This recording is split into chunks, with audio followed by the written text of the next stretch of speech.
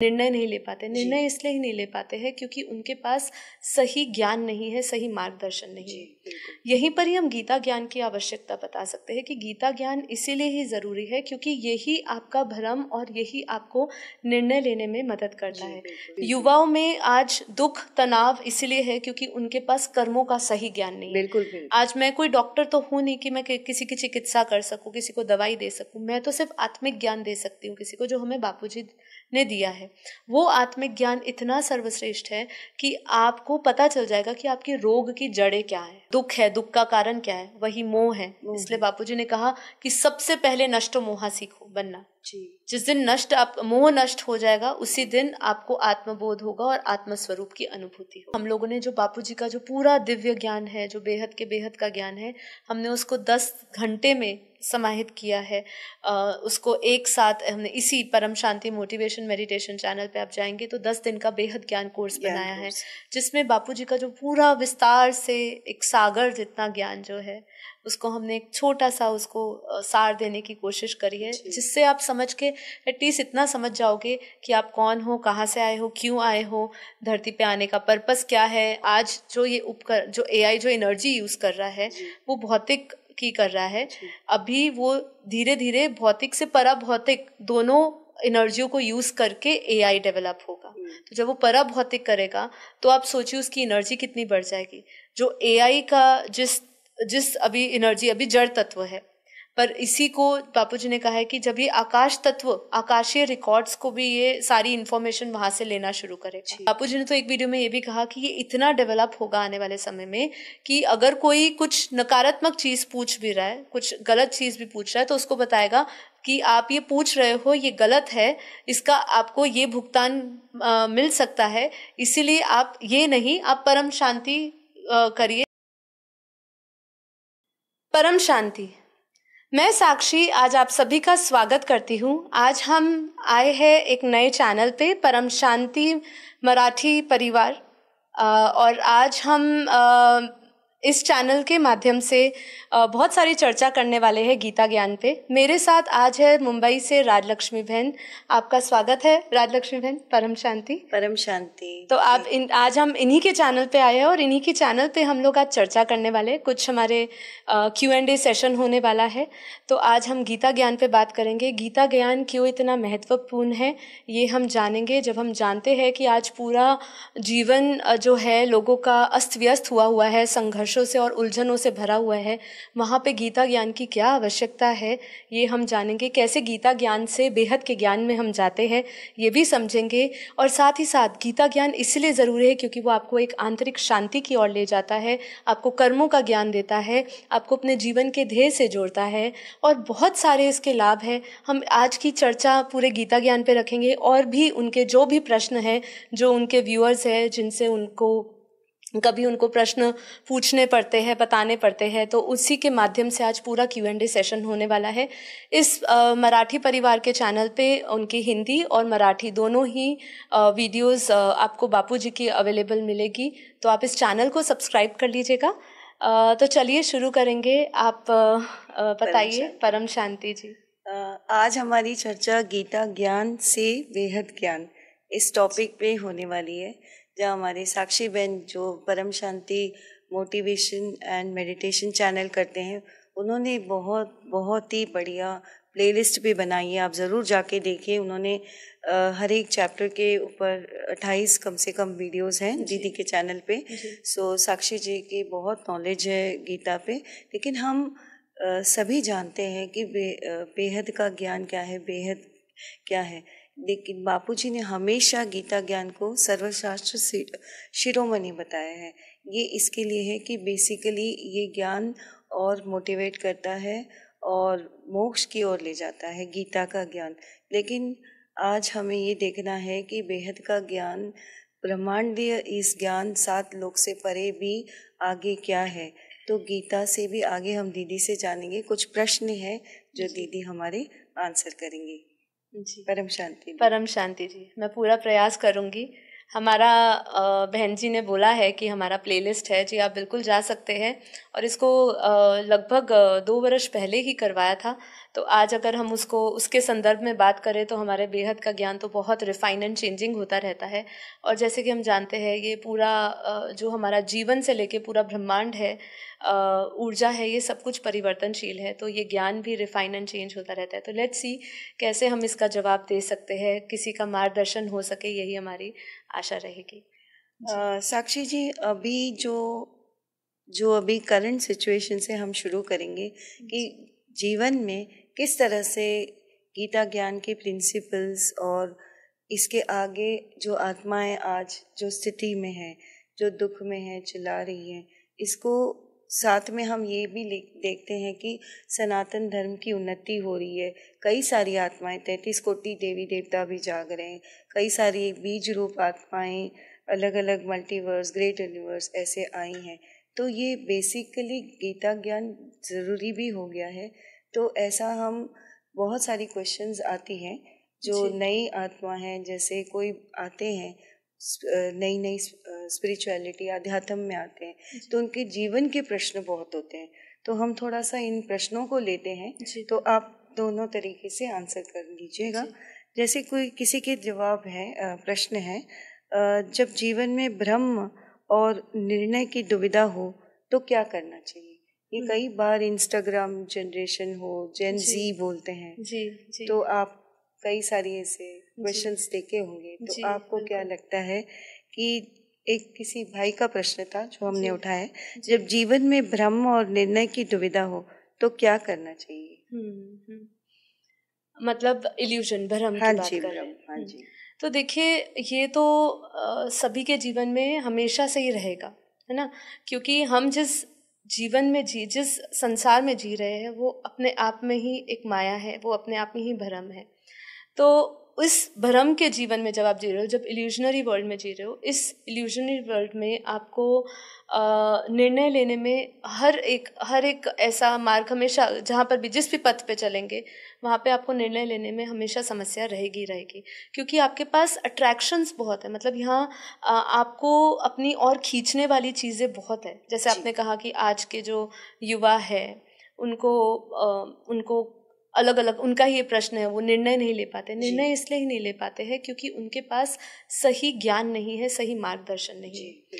यहीं पर ही हम गीता ज्ञान की आवश्यकता बता सकते हैं कि गीता ज्ञान इसीलिए ही ज़रूरी है क्योंकि यही आपका भ्रम और यही आपको निर्णय लेने में मदद करता है।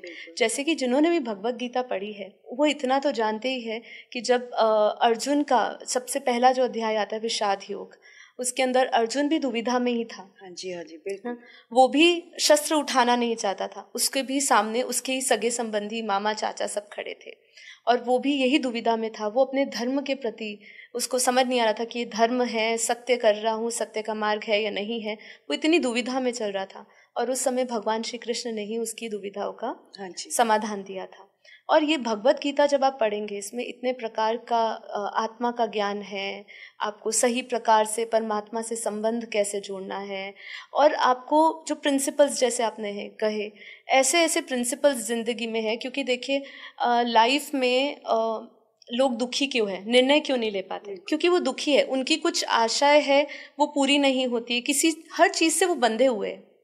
हर एक क्षेत्र में आप एक किसी भी युवा को देख लीजिए, माया की भी बहुत जैसे प्रभाव इतना ज्यादा हो गया कि आत्माएं अभी किस से ज्ञान सुने। हाँ, तो एक शुरुआत इसलिए यहीं से कर सकते हैं। इसलिए बापूजी ने कहा कि जो गीता है वो सर्वशास्त्र शिरोमणि है, क्योंकि आप उसी से शुरुआत करिए, क्योंकि कम से कम उसमें आत्मज्ञान है, आपको कर्मों का ज्ञान दिया है। मैं एक चीज हमेशा मानती हूँ, अब हम इतने समय से इस बेहद के ज्ञान में है, गीता तो हमारे लिए, भगवत गीता तो हमारे लिए एक बेसिक नॉलेज हो जाता है। और पर जो युवा जिन्होंने अभी तक अपनी आध्यात्मिक यात्रा शुरू नहीं करी, लेकिन वो अपने द्वंद्वों से छूटना चाहते हैं, अपने परेशानियों से, दुख से मुक्त होना चाहते हैं, तो उनके लिए ये सही उनका मार्गदर्शन होगा कि वो इससे शुरुआत करें। क्योंकि यही चीज उनको सबसे पहले कर्म थ्योरी समझाएगी। युवाओं में आज दुख तनाव इसलिए है क्योंकि उनके पास कर्मों का सही ज्ञान नहीं है। बिल्कुल बिल्कुल। बेसिक नॉलेज जो कर्मों की होती है, हमारे बापूजी ने तो जो ज्ञान दिया है, बापूजी दशरथ भाई पटेल, आप उनके मेन चैनल पे जाइएगा, उनके 65 लाख जितने सब्सक्राइबर्स है और कई लोग उनको फॉलो करते हैं।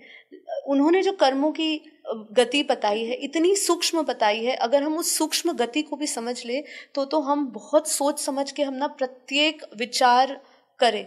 लेकिन अभी तो हम उस चीज से काफी दूर है। आज की जो जनरेशन है या आज के जितने भी लोग हैं जो बापूजी के ज्ञान से नहीं जुड़े हैं, जिन्होंने भगवत गीता भी नहीं पढ़ी, वो तो अभी कर्म की थ्योरी को ही नहीं समझ रहे। इसलिए दुख है ना। जैसे ही कर्म क्लियर होंगे उनको समझ आ जाएगा कि भाई जो मैंने बीज बोया है वही मैं भोग रहा हूं, तो उनका उसी क्षण उनका दुख समाप्त हो जाएगा। बिल्कुल। और उसके साथ उस चीज को स्वीकार करना पड़ेगा, अपनाना पड़ेगा उस बात को। और जब आप अपनाओगे, स्वीकार करोगे, यही भगवत गीता में भगवान श्री कृष्ण अर्जुन को समझा रहे बार बार। उन्होंने कर्म योग सिखाया, उन्होंने ज्ञान योग सिखाया, भक्ति योग सिखाया। ये सब योग तरह तरह के आप समझेंगे तो आपको जीवन में मार्गदर्शन मिलेगा और निर्णय आप ले पाओगे। और इसमें एडिशनली बापूजी ने बेहद के ज्ञान में और रिफाइंड हायर लेवल में ये बताया कि कर्मों की कैसे एक्शंस जो हमारी होती है, हमारी जो भी इवन हमारी संकल्पों में जो नेगेटिविटी हो या पॉजिटिविटी, वो सारे हमारे कॉजल बॉडी जिसको कहते हैं ना कारण शरीर, उसमें आ जाता है। और फिर उससे फिर वो मोक्ष जन्म मरण के चक्कर में नहीं ऐसे फंस जाती है। जी। तो वो चीज तक तो लोगों तक पहुंचना, क्योंकि लोगों को यही नहीं पता। अभी तो लोग है ना देह बुद्धि में जी रहे। अभी उनको अगर हम आत्म बुद्धि के बारे में बताएं, उनको सूक्ष्म शरीर के बारे में बताएं, कारण शरीर के बारे में बताएं, तो ये शायद युवाओं की अभी स्थिति ना हो। क्योंकि समस्या क्या है? समस्या यही है कि उनकी स्थिति जो है वो सही नहीं है। वो नकारात्मक ऊर्जाओं से, नकारात्मक व्यवसायों में फंसे हुए हैं। तो उसके कारण क्या है, उनकी बुद्धि देह से परे नहीं जा सकती है। वो ये समझ ही नहीं सकते हैं कि योग का अर्थ होता है चित्त वृत्ति निरोधा। आपके चित्त में कई अनंत जन्मों की मेमोरीज पड़ी है, स्मृतियां पड़ी है। आप ना चाहते हुए भी आप दुखी नहीं होना चाहते हो, लेकिन तब भी आपके सामने कभी ना कभी कोई दुख आ जाता है। लेकिन वो ये कब समझेंगे? जब उनको सही कर्मों का ज्ञान होगा। तो बेसिक लेवल पे शुरू करिए, तो आपको निर्णय लेने में मदद होगी। क्योंकि बहुत सारे मैनेजमेंट प्रिंसिपल्स आज के दौर पे, क्योंकि आपको जब काम करते हैं तो हम भावनाओं में आके करते हैं, है ना। तो वहां पे भगवान श्री कृष्ण अर्जुन को समझा रहे हैं कि तुम निष्काम भाव से काम, अपना कर्तव्य बुद्धि से काम कर। अब यही प्रिंसिपल्स अगर युवा समझ जाए आज के, तो उनके लिए आसान हो जाएगी ना जिंदगी की। भावनाओं से परे होके काम करना है, टू मच में नहीं जाना। आज सुबह की ही बात है, एक लड़की मेरे पास आई और वो भी मेरे से यही पूछ रही थी कि मेरे विचार बहुत चलते हैं, मुझे कोई भी कुछ कहता है, मेरा प्रमोशन हुआ है तो भी मैं इतना विचार कर रही हूँ कि मेरा प्रमोशन हुआ है तो वो किस किस को दुख देगा। जी बिल्कुल। मतलब उसको उसकी खुशी नहीं हो रही है कि उसका प्रमोशन हुआ है, उसको टेंशन ये हो रही है कि लोग उसको क्या कहेंगे, उसके घर वाले क्या कहेंगे कि ये तेरा जो प्रमोशन है वो प्रमोशन नहीं है। मतलब उसको ये द्वंद चल रहा था कि उसको एप्रिसिएशन नहीं मिलेगा। तो यही बात है कि लोगों को समझना है आज कि हम लोगों को अपनी सुख की चाबी नहीं सौंपे हुए हैं। आपका सुख, आपका आनंद आपके भीतर है और वो आत्मा की पहचान से ही शुरू होता है। बट ये शायद बेसिक लेवल पे लोगों के लिए टू मच हो जाएगा, पर कम से कम कर्मों की फिलॉसफी को तो शुरू करें। निर्णय आसान हो जाएंगे, आपके जीवन के द्वंद खत्म हो जाएंगे, कलेश खत्म हो जाएंगे। बिल्कुल बिल्कुल। और अगर इससे भी थोड़ा सा और बिल्कुल थोड़ी सी भी नॉलेज हो तो बापूजी का एक पूरा प्लेलिस्ट है कर्मों की। जी बहुत गुह्य गति बापूजी ने जी बिल्कुल बापूजी के चैनल पे जाके आप जरूर देखिएगा। पूरा कर्मों का रहस्य समझाया है, उसकी गति कैसे होती है, मरने के बाद भी क्या गति होती है, वो सब भी बताया है। हमारा ये जो जनरेशन है इनको गीता ज्ञान तो ठीक लगता है, लेकिन जैसे आप थोड़ी देर हम पहले डिस्कस कर देते हैं, एक बहुत अच्छा पॉइंट आपने बोला, जानकारी और अनुभूति। बापूजी ने हमेशा का अनुभवी मुहूर्त बना। तो आप इसके बारे में भी थोड़ा बता दीजिए कि कैसे हमें जानकारी सिर्फ नहीं लेना। जी देखिए, बात ये है कि आज हमारे पास जिस युग में हम जी रहे हैं, जिस समय में जी रहे हैं, जिस तरीके से हमारे पास उपकरण है, जिस तरीके से हमारे पास सुविधाएं हैं, जिस तरीके से हम डिजिटल चीज़ों को इस्तेमाल कर रहे हैं, हमारे पास टू मच इन्फॉर्मेशन है। ठीक है, अब यहाँ पे यही हो जाता है कि हमें जीवन का सार जो है वो समझना है। टू मच इन्फॉर्मेशन हमारे पास है, लेकिन अगर हम उसको अध्यात्म से जोड़े, अध्यात्म की जानकारी भी लोगों के पास बहुत है। ठीक है, लोग ये समझ रहे हैं कि हमारे पास हम आत्मा है, हम आत्मा है, लेकिन उसकी अनुभूति नहीं है। लोग इस ज्ञान को क्यों नहीं समझ पा रहे, इस ज्ञान से क्यों नहीं जुड़ पा रहे। चाहे भगवत गीता का भी ज्ञान हो, भगवत गीता का भी ज्ञान, वो उसको सुन रहे हैं लेकिन उसको ग्रहण नहीं कर रहे, उसको धारण नहीं कर रहे, उस स्थिति में नहीं पहुंच पा रहे, आत्मस्वरूप की। हाँ, जो स्थिति प्रकट करने चाहते हैं, जो प्रत्यक्ष करना चाह रहे हैं, भगवान श्री कृष्ण अर्जुन को जो समझा रहे हैं, जो स्थिति में पहुंचवाना चाहते हैं उसको बुद्धि द्वारा ना, तो वो स्थिति का वो अनुभव नहीं कर पा रहे।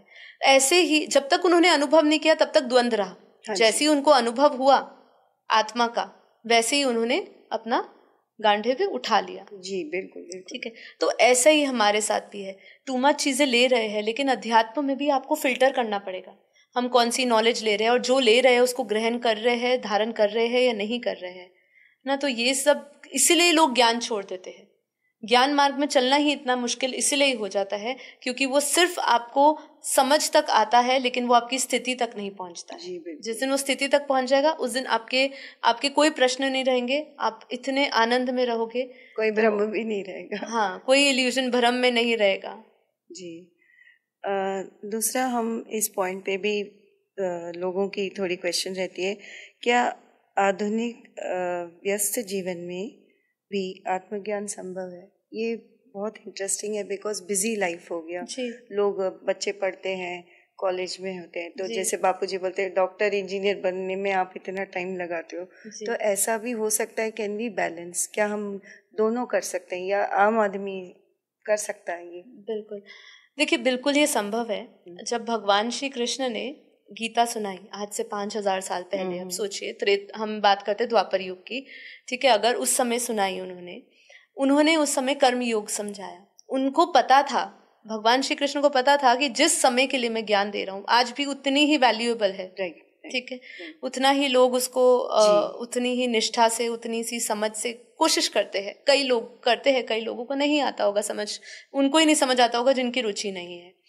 पर कहने का यहाँ पे तात्पर्य यही आता है कि जो लोग आत्मज्ञान लेना चाहते हैं, है ना, वो लोगों को भगवान जो कृष्ण ने कर्म योग समझाया था, उस समय समझाया था, और उन्होंने बताया था कि कर्म योग संभव है। उनको पता था कि जिस युग में ये ज्ञान प्रचार किया जाएगा, भगवत गीता दी जाएगी, उस समय कर्म योग और भी इम्पोर्टेंट हो जाएगा, क्योंकि लोगों के पास समय नहीं है। तो आज लोगों के पास समय नहीं है, इसलिए भगवान ने कर्म योग सिखाया। लेकिन कर्म योग को सीखना और उसको समझना, उसका अभ्यास करना, वो उतना ही इम्पोर्टेंट आ जाता है कि अगर अभ्यास नहीं है तो आप कर्मयोगी भी नहीं बन सकते।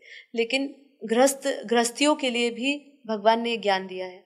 बिल्कुल, इस पॉइंट पे मैं कहना चाहती हूँ हमारे व्यूअर्स को कि ऐसा कोई इल्यूजन नहीं रखना कि गृहस्थ जीवन छोड़ छाड़ कर। जी बिल्कुल, यहाँ पे बापूजी ने हमेशा यही कहा है कि ये गृहस्थियों के लिए ज्ञान है ना, गृहस्थ आश्रम के लिए दिया है। सन्यासी बनना है तो भीतर से बनना है। ठीक है, तो ये हमेशा गृहस्थियों के लिए ही ज्ञान दिया गया है और ये संभव है। लेकिन बस यही है कि जैसे मैंने कहा, लोगों को रुचि नहीं है।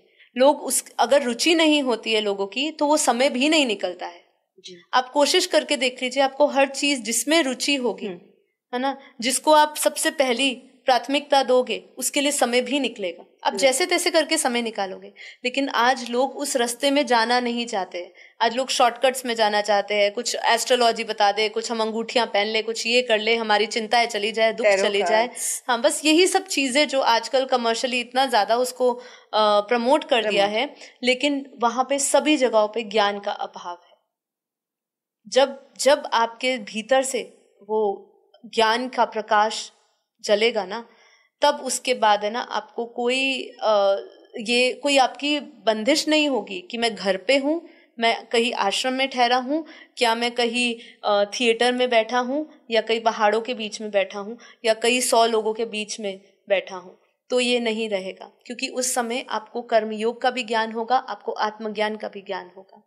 इस सब चीजों को प्रैक्टिस करने से आता है, अभ्यास से आता है। इसी रिलेटेड क्वेश्चन से ही और एक प्रश्न निकलता है, ये बहुत ही कॉमन है कि जैसे आपने बोला, जो माइंड सोचता है कि मैं कौन हूँ, क्या हूँ, कहाँ से आया हूँ, ये उनको समझना भी जरूरी है, पर उनको ये भी समझना है कि गीता पढ़ के मैं थोड़ा सा इवॉल्व हूँ, यानी मैं आगे बढ़ूँ। लेकिन इस चीज में बापूजी ने हमें बहुत लाइफ इन मल्टीवर्स बुक में कैटेगरी ऑफ आत्मा कहाँ से आए, क्वालिटी कहाँ कहाँ से आए, तो उसके बारे में थोड़ा बता सकते हैं? जी बिल्कुल। आत्मा की कैसे अलग अलग लोगों को लगता है एक ही जगह से आए हैं? नहीं, बहुत बापूजी ने जो ज्ञान दिया, इसलिए हमने बात करी कि ये जो ज्ञान है भगवत गीता का ज्ञान है। भगवत ज्ञान से हम बेहद के ज्ञान की ओर अगर बढ़ते हैं तो बेहद के ज्ञान की कोई सीमा नहीं है। भगवत ज्ञान में जो भगवत गीता में दी है वो थोड़ी सी सीमा में बंधा हुआ है, ठीक है। मैं यहाँ पे किसी की भावनाओं को ऐसे ठेस नहीं पहुंचाना चाहती। जो अध्ययन कर रहे हैं वो सही मार्ग पर ही चल रहे हैं, लेकिन जैसे एक स्कूल की पढ़ाई होती है, एक कॉलेज की पढ़ाई होती है, एक पीएचडी की पढ़ाई होती है ना, और उसके बाद भी आप कुछ और पढ़ाई करो, ठीक है। तो इस तरीके से अलग अलग लेवल्स होते हैं। ऐसे ही हमें जो बापूजी ने बताया, जैसे हम यही सोचते हैं, मैं कई लोगों से सुनती हूँ, क्योंकि हमारे शास्त्रों में भी लिखा है कि भाई हम सब एक है, एक से ही आए हैं। जो वननेस का थ्योरी है वो सब चीज़ों से आई है, बहुत चल रहा है। हाँ, तो वो सब चीज़ें आई है। लेकिन हमें ये समझना है कि अगर वननेस थ्योरी भी होती तो सब एक ही परमात्मा को क्यों नहीं मानते। शिव के जो साधक होंगे, जो शिवपंथी होंगे, वो विष्णु को नहीं मानेंगे, जो विष्णुपंथी होंगे वो शिव को नहीं मानेंगे। ये एक डाइवर्सिटी जो हम यहाँ देख रहे हैं वो सूक्ष्म जगत से ही होती हुई आ रही है। तो हमें समझना है कि ये डाइवर्सिटी कहाँ से आ रही है, ऊपर से आ रही है। हम सभी क्रिएशन है।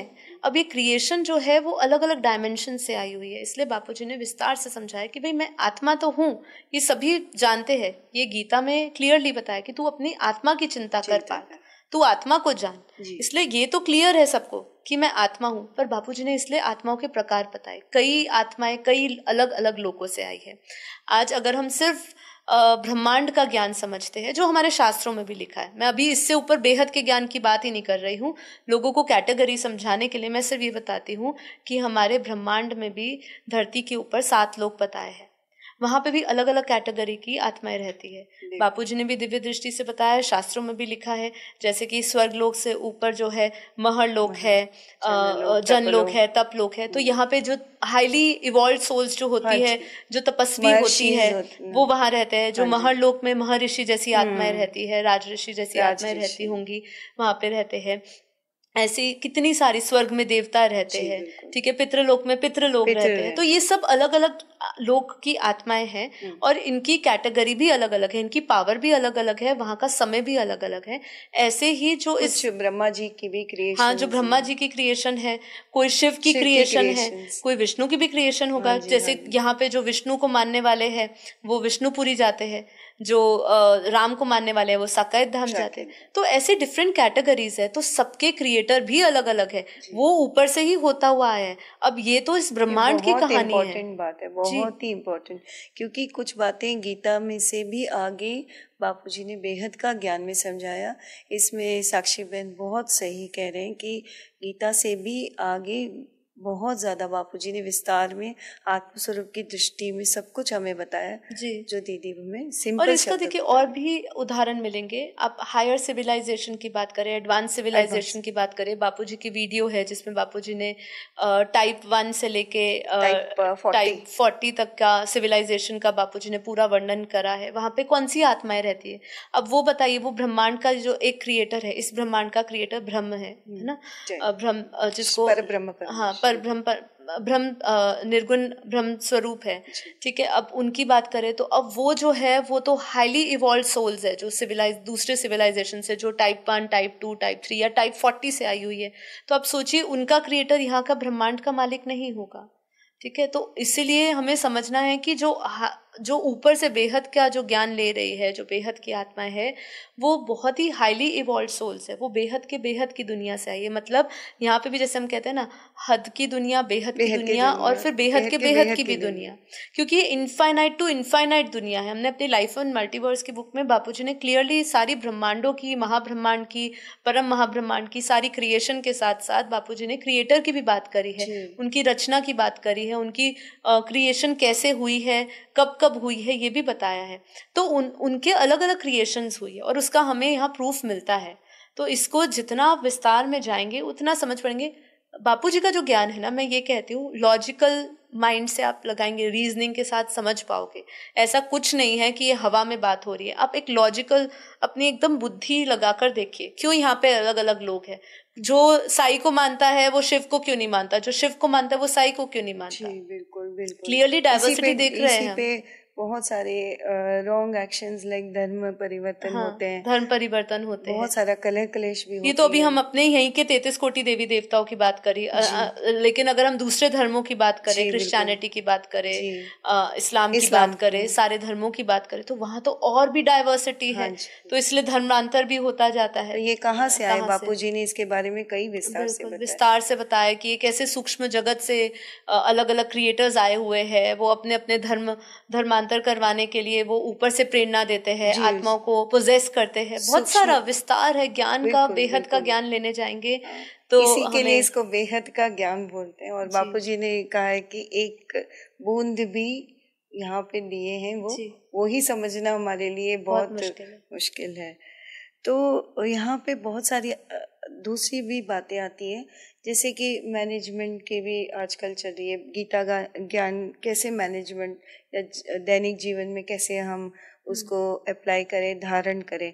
पर हम यहाँ पे एक बात, एक मेंटल जो बोलते हैं ना, मेंटल हेल्थ बोलते हैं, मेंटल जो मानसिक स्वास्थ्य, तो इसका कैसे हम गीता ज्ञान से, हमारे जो कहते हैं ना कि रोज आपके घर में एक श्लोक पढ़ेंगे तो भी अच्छी वाइब्रेशंस होंगी, इसका भक्ति मार्ग में बहुत अच्छा लोगों ने इफेक्ट किया है। बहुत सारी अच्छे टेक्नोलॉजी भी, जैसे कोई ऐप आती है, रोज कोई गीता ज्ञान से समझते हैं, लेकिन हम इसको कैसे जोड़ेंगे कि इसका मेडिटेशन, गीता ज्ञान, फिर बेहद का ज्ञान, इसका थोड़ा सा बता सकते? पहले मेंटल, जैसे इलनेस की आपने बोली, जैसे मानसिक जो समस्या रहती है स्वास्थ्य से संबंधित। देखिए, सबसे पहले तो हमें समझना है, कोई भी बीमारी हो, कोई भी रोग हो, कोई भी शोक हो, चाहे वो मानसिक हो, शारीरिक हो, किसी भी लेवल पे हो, वो आपके भीतर के द्वंद्वों से शुरू हो रहा है। मतलब आपके भीतर जो विकार, वासनाएं, आशाएं, इच्छाएं, कामनाएं, ये सब जो पड़ी हुई है उसी से हो रहा है। सिंपल सी बात है, आज मैं कुछ चाहती हूँ और वो पूरा नहीं हो रहा है, तो मैं क्या होंगी, मैं एकदम विचलित होंगी, मेरे भीतर वो आक्रोश आएगा कि मेरी वो इच्छा पूरी क्यों नहीं हो रही। उस इच्छा को प्राप्त करने के लिए मैं शायद और कुछ गलत कर्म भी कर सकती हूँ, किसी का दिल भी दुखा सकती हूँ। ये सब चीज़ें जो है ना, इंटर रिलेटेड है। सबसे पहले तो हमें समझना है, जितना हमारे भीतर ये काम वासनाएं रहती है, काम क्रोध लोभ मोह अहंकार, इसलिए इसको भगवत गीता से जोड़ रही हूँ। भगवान ने इसलिए क्या कहा, श्री कृष्ण ने, काम क्रोध लोभ मोह अहंकार से अपने आप को मुक्त कर, ठीक है, ये सभी द्वंद्वों से अपने आप को मुक्त करके तू मेरी शरण में आ। तो इसीलिए यहाँ पे मैं इसको ज्ञान से जोड़ना चाहती हूँ। आज मैं कोई डॉक्टर तो हूँ नहीं कि मैं किसी की चिकित्सा कर सकूँ, किसी को दवाई दे सकूँ। मैं तो सिर्फ आत्मिक ज्ञान दे सकती हूँ किसी को, जो हमें बापूजी ने दिया है। वो आत्मिक ज्ञान इतना सर्वश्रेष्ठ है कि आपको पता चल जाएगा कि आपकी रोग की जड़ें क्या है। जब आप वो रोग की जड़ों से पता चल जाएगा, जड़ें पता चल गई, तो उसका समाधान भी आपके पास आ जाएगा। इसलिए बापूजी ने कितनी सारी हमें धारणाएं सिखाई है। वही चीजें हमें भगवत गीता में भी मिलती है कि देखिए, जब भी आप कहते हैं क्रोध में होते हो, तो उस समय कोई निर्णय नहीं लेना चाहिए। जब आप भावनाओं में होते हो, उस समय कोई निर्णय नहीं लेना चाहिए, क्योंकि वो निर्णय आपका हमेशा गलत हो सकता है। अब वो गलत होगा तो मतलब आप उस समय आपने भावनाओं में तो ले लिया, तो वो जरूरी नहीं है कि आपने उस समय तो खुशी खुशी में ले लिया हो और वो सही डिसीजन हो या ना हो, पता नहीं है। जैसे फॉर एग्जांपल हमारे मतलब उदाहरण के तौर पे महाभारत के युद्ध में जब उसको अर्जुन को इतना मोह का प्रभाव था, वो बिल्कुल डरे हुए थे अर्जुन। तो कृष्ण कहते हैं सभी भावनाओं से परे हो जाओ, हाँ बिल्कुल, तो वही अपने है, कर्म कर, अपने कर्मों पर फोकस कर दो, उस पे ध्यान दे। तो इसीलिए नष्टो मोहा स्मृति लब्धा हमें बापूजी ने सिखाया।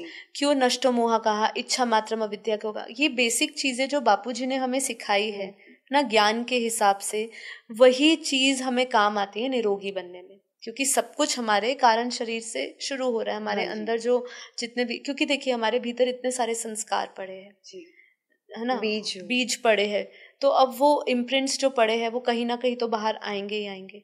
तो इन सब का उपचार यही है कि केवल आप आत्मज्ञान लो तो आपकी सारी मेंटल इलनेस रह जाएगी। और इसका शुरुआत यही है कि पहले बेसिक चीजें शुरू करो। आपको किसी चीज से गुस्सा आता है तो गुस्से को त्याग करने का संकल्प करो रोज।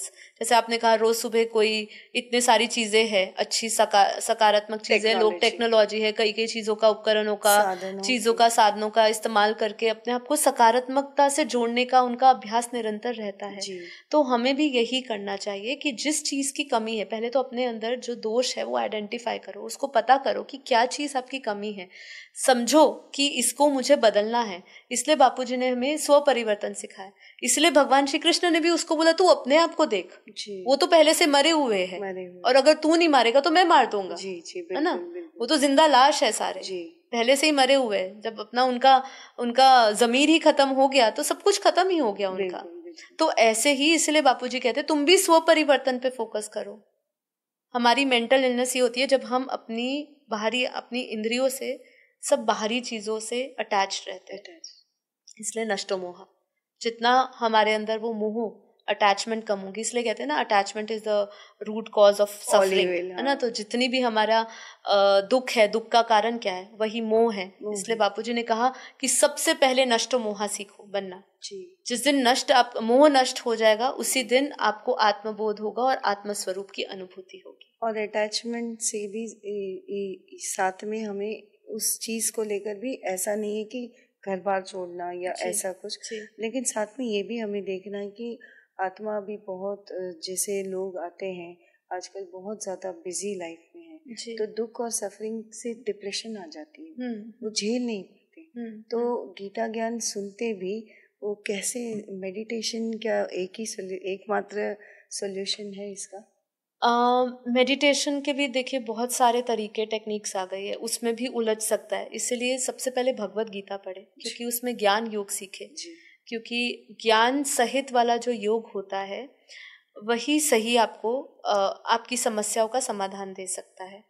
ठीक है, तो इसलिए जैसे सॉरी टू इंटरप्ट, लेकिन बहुत ज़्यादा आजकल मेंटल बीमारी बढ़ने लगी है। और जैसे जैसे कोई मोटी बड़ी इंसिडेंट होती है, कोई ऐसा प्रकरण होता है जहाँ पे दुनिया की आंखें ठहर जाती, वो इम्प्रेशंस या जो इफेक्ट है, उसके प्रभाव है हमारे, इतना मेंटल, जैसे आदमी क्या सोचे क्या ना करे, इस तरह से हो जाता है। तो सही डिसीजंस नहीं ले पाता, इनर कामनेस, आंतरिक जो शक्ति आपने बहुत सही बोला, वो नहीं आती है। तो इसमें मेडिटेशन में किस तरह से हम आगे बढ़े स्टार्टिंग से एंड तक? पहले तो मेडिटेशन है क्या, मेडिटेशन में मतलब मैं उसको योग कहूँगी। हाँ जी, हमारा जो योग है, जो हमारा जो सबसे प्राचीन योग है, जो आत्मस्वरूप का योग है, वही सबसे सर्वश्रेष्ठ योग है। अब उस योग को सीखने के लिए मैं वापस भगवत गीता पे आऊंगी, क्योंकि भगवत गीता में क्या लिखा है कि तू सुख और दुख में समान स्थिति रख। है ना, है ना। तो ये समत्व भाव, हर एक स्थिति में समभाव में रहना, इसकी बात की जाती है, जिसको स्थित प्रज्ञ भी कहा कि हानि लाभ सुख दुख जो भी हो उसमें समस्थिति रहे। आप योग सीखना चाहते हो, मैं योग सिखाने के लिए आपको बताऊंगी कि योग कैसे करना है, वो भी हम बताएंगे, चर्चा करेंगे। लेकिन योग के लिए जो स्थिति होनी चाहिए, मानसिक स्थिति, उसके लिए पहले आपको रेडी होना पड़ेगा। क्योंकि मन में इतने उथल पुथल, इतने विचार चल रहे हैं, विचार ही नहीं रुकते हैं जी। और उस विचार के लिए कितनी सारी क्रियाएं करवाई जा रही है, इसके लिए कितना सारा ध्यान अलग अलग प्रकार का करवाया जा रहा है।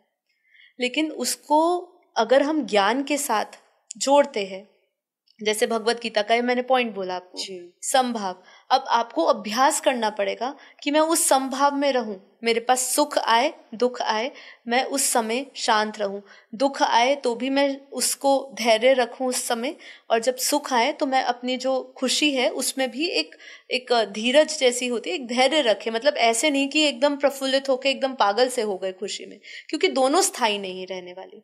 तो जब आप ये धीरे धीरे ये ज्ञान लेते रहते हो ना, तब आपकी स्थिति योग में जा सकते हैं। नहीं तो तब तक तो योग कैसे करेंगे, विचार कैसे रोकेंगे, क्योंकि आपकी तो मैं आंखें बंद करके बैठ जाऊंगी। अब आंखें, मन तो मरकट है, ठीक है, वो तो भागता रहेगा, मुझे अभी होगा, चलो अभी नहीं, हमने कुछ हम घूमने चलते हैं, छोड़ो ये क्या ध्यान करना, मेरा मन बहुत बेचैन हो रहा है, यहाँ हवा भी नहीं है, बाहर चलना है। ऐसे आंखें बंद करके फिर कहीं इधर उधर की सोच रही हूँ, जो थॉट्स नहीं आने होंगे वो भी आएंगे। अब उन थॉट्स को पूर्ण विराम कौन लगाएगा? अब उसका बहुत मुश्किल है। हाँ, उसको लगाने के लिए ही हम उसको रिप्लेस करते हैं, सेल्फ टॉक करते हैं, दिव्य संकल्पों से अपने आप को भरते हैं। तो मैं यही कहूंगी कि सबसे पहले सीधा मेडिटेशन पे जाने से पहले पहले ज्ञान योग सीखिए। जी बिल्कुल, ये कृष्ण में भगवत गीता में जो बेसिक पॉइंट समझाया है, कर्म योग बताया है, निष्काम कर्म बताया है, आपको नष्ट मोहा का बताया है, आपको सुख दुख से परे होने की स्थिति बताई हुई है, और क्या नहीं बताया है। अब भगवत गीता के एपिसोड सुनिए, मतलब उसमें जब वो राजयोग के बारे में बताया है ना, सहज राजयोग, जो सहजता से हो, ठीक है। अब वो सहज कैसे होगा? योग अपने आप में ही सहज लोगों को नहीं लगता है। आज की जो परिस्थिति, जैसे आपने कहा, टाइम भी कम है, समय कम है, मन को भी स्थिर करना है, मन को भी शांत करना है, अब शांति का भी अनुभव करना है, और अपना और सब कुछ चाहिए भी है, भौतिक सुख भी चाहिए, ठीक है। अब यहीं पर ही आ जाता है कि सब चीजें चाहिए लेकिन कुछ त्यागना नहीं। इसलिए भगवान श्री कृष्ण ने भी उसमें क्या बोला, द्रोणाचार्य जी ने समझाया, किसको समझाया? अर्जुन को, कि तुझे एक अभ्यास और एक वैराग्य, ये दोनों को हमेशा तुझे साथ में लेकर चलना है। अच्छा, बहुत सुंदर। जितना आप अभ्यास का भी एक बहुत सुंदर एक प्रसंग आता है भगवत गीता में ही। पूरी तरह तो मुझे इसकी कहानी याद नहीं, लेकिन थोड़ा सा मैं बताती हूँ कि उसके अंदर जब शांति पर्व आखिरी में जब हो रहा था और पूरा यज्ञ किया था, और यज्ञ में भगवान श्री कृष्ण ने बोला था कि सभी को, जितने भी वहाँ आए हैं, कर्ण हो, सबको अपने अपनी एक ड्यूटी संभालने के लिए दे दो। तो उन्होंने उस समय बोला था कि जो कर्ण है ना, उसको देना तुम ड्यूटी दान की। अच्छा, क्योंकि इसको दानवीर कर्ण बोलते हैं, तो वो सबसे अच्छी तरीके से अपना कर्तव्य निभा पाएगा, ठीक है। तो ये उसको बोला गया था। तो थोड़े से अर्जुन, जो 5 पांडव थे, वो थोड़ा सा हो रहे थे अंदर से कि उनको ये काम सौंपा है, करेंगे नहीं करेंगे। तो अच्छी तरह सब कुछ निपट गया। फिर उसके बाद भगवान श्री कृष्ण बोलते हैं उनको, युधिष्ठिर अर्जुन सबको, 5 पांडवों को बोलते हैं कि आज जो अच्छी तरह ये यज्ञ पूरा हुआ है, इसका श्रेय जो है ना कर्ण को जाता है। तो उनको बहुत बुरा लगा, युधिष्ठिर को, अर्जुन को, कि भाई हमारे होते हुए हम सब ये यज्ञ स्थापित कर रहे हैं, एक ड्यूटी करने वाले को आपने कर्ण को कैसे बोल दिया? क्योंकि उनके अंदर थोड़ा सा वो द्वंद्व था ना, तो उन्होंने ऐसा सोचा। तो उसने कहा कि ठीक है, मैं इसका तेरे को प्रमाण देता हूँ। उतनी देर में सामने से एक व्यक्ति आता है, एक व्यक्ति आता है, ऋषि आता है। वो कहता है कि मुझे चंदन की लकड़ियाँ चाहिए, और मुझे चंदन की लकड़ियों के लिए कुछ खाना पकाने के लिए, मैं इससे भोजन बना पाऊंगा तो उनको जला के, तो मुझे वो चाहिए। सबको पता था कि पूरा जो शहर, पूरा जो जगह थी, वहाँ पे कहीं पर भी चंदन की लकड़ियाँ नहीं थी, क्योंकि सभी यज्ञ में इस्तेमाल हो गई थी। अब उसमें हुआ कैसा कि उन्होंने बोला कि, मतलब वो थे कि उनके पास निरुत्तर थे कि अब मैं क्या दूँ, कुछ दे नहीं सकता हूँ। तो वो बोलता हुआ जाता है व्यक्ति कि अगर मेरे सामने कर्ण होते ना, तो मुझे जरूर कुछ ना कुछ देते। अच्छा। तो वो कर्ण के पास जाता है। तो भगवान श्री कृष्ण अर्जुन या युधिष्ठिर दोनों में से किसी को बोलता है, जाओ उनके पीछे पीछे जाके देख कि कर्ण क्या करता है, क्योंकि पता था कि ये पूरे राज्य में कहीं पर भी चंदन की लकड़ी नहीं थी। तो जैसे ही वो मांगने आया, तो कर्ण ने बोला, जी बिल्कुल मैं आपको देता हूँ। तो उसने क्या किया, जो उसका पलंग था, उसका जो बेड था, उसको उसने वो लकड़ियाँ वो तोड़ के, क्योंकि उसका चंदन का बना हुआ था बिस्तर वो, तो उसने चंदन की लकड़ियाँ उसमें से निकाल के उसको दे दी। और फिर उसके बाद उसने कहा कि मेरे लिए पर्याप्त नहीं है, मुझे और चाहिए, मेरा इससे भोजन तो नहीं ज़्यादा बनेगा, 1-2 बार में बनेगा, और चाहिए मुझे। तो उसने अपने घर, जो महल की जितनी भी दरवाजे थे, वहाँ से भी उसने सारी चंदन की लकड़ी तोड़ के दे दी। तो फिर वो वापस, वो खुश होके, खुशी खुशी वो व्यक्ति चला गया। अब वापस युधिष्ठिर आए, वापस उन्होंने ये बताया, पूरा व्याख्या बताया, वर्णन किया। उन्होंने कहा कि तेरे महल के अंदर क्या चंदन की लकड़ियां नहीं थी? उसने कहा हाँ थी, लेकिन मुझे तो ख्याल ही नहीं आया इसका कि मैं ये दे सकता हूँ। तो यहीं पर ही भगवान श्री कृष्ण कहते हैं, क्योंकि उसने निरंतर इसका अभ्यास किया है, उसने निरंतर जो है दान देने का अभ्यास किया है, देने का अभ्यास किया हुआ है। तो वो जो अभ्यास है ना, वो अभ्यास ही काम आता है। ये सबसे बड़ा उदाहरण है। अगर कर्ण को पूरे जीवन भर का उसका अभ्यास था कि कोई भी उसके सामने आ जाए, वो अपना कुछ भी करके उसकी इच्छा पूरी, उसके दान उसको देगा, इसलिए उसका कर्णवीर दानवीर कर्ण नाम पड़ा, है ना। तो इसीलिए यहाँ पे अभ्यास को हम समझ सकते हैं। जितना हम सुख दुख में समस्थिति का अभ्यास करेंगे, सुख सामने आ रहा है तो ठीक है, अच्छा है, ये समय भी अच्छा है, बहुत अच्छा भगवान ने अच्छा हमें दिया है, तो उसका भी शुक्रिया करते हुए जाए। जब दुख आता है तो वही भगवान को क्यों गाली देते हो, अपने कर्मों को क्यों नहीं गाली देते? तो यही सब स्थितियों का ना अभ्यास करना पड़ेगा, ट्रेनिंग देनी पड़ेगी अपनी। बेहद के ज्ञान के लिए भी, और आप भगवत गीता का ज्ञान ले रहे हो, हर चीज का आपको अभ्यास करना पड़ेगा, तब जाके आपका कोई भी संस्कार बदलेगा। बिल्कुल। तो संस्कार बदलेगा तो ही आप स्व परिवर्तन करोगे, तो ही आपसे एक छोटा से छोटा गुस्सा कंट्रोल नहीं होता है। जी बिल्कुल, है ना। आप किसी को ईर्ष्या दृष्टि से देखने में आप चूकते नहीं हो। सामने वाला आया, अरे ये तो कितना अच्छा है, या मतलब जज करने में ये सब चीजें कितनी होती है। आज कितनी सारे युवा आम लोग इसी चीजों से ऊपर नहीं उठ रहे। आत्मज्ञान तो मैं कहूँ उस तक पहुंचना, लोगों को तो पहले यही सीखना पड़ेगा कि हम कैसे ये जो बेसिक चीजें, बेसिक प्रिंसिपल्स जो हमें सिखा रहे हैं, अनुशासन सिखा रहे हैं, या अष्टांग योग में भी जो चीजें सिखाई जाती है, यही सब चीजों पे हम पहले चलना सीख ले, धारण करना सीख ले, फिर हम आत्मज्ञान आत्मबोध की तरफ जाएंगे, और फिर उसके आगे बेहद का ज्ञान जो परमात्मा प्राप्ति और एक अटूट संबंध आपके और परमात्मा क्रिएटर के बीच में स्थापित करता है, जो समझाता है आपको, वो आप जानेंगे। बिल्कुल। यहाँ पे मैं ऐड करना चाहूँगी कि गीता ज्ञान हमें मोक्ष की तरफ ले जाता है, इस ब्रह्मांड से पार, लेकिन बेहद का ज्ञान आपको, आत्मा को अपने बेहद के क्रिएटर, बेहद के जिसे दीदी ने बोला वहाँ तक पहुँचाता है। तो हम आएंगे, बेहद की जीवन मुक्ति तक लेकर जाएगा। बेहद की जीवन बहुत सही कहा।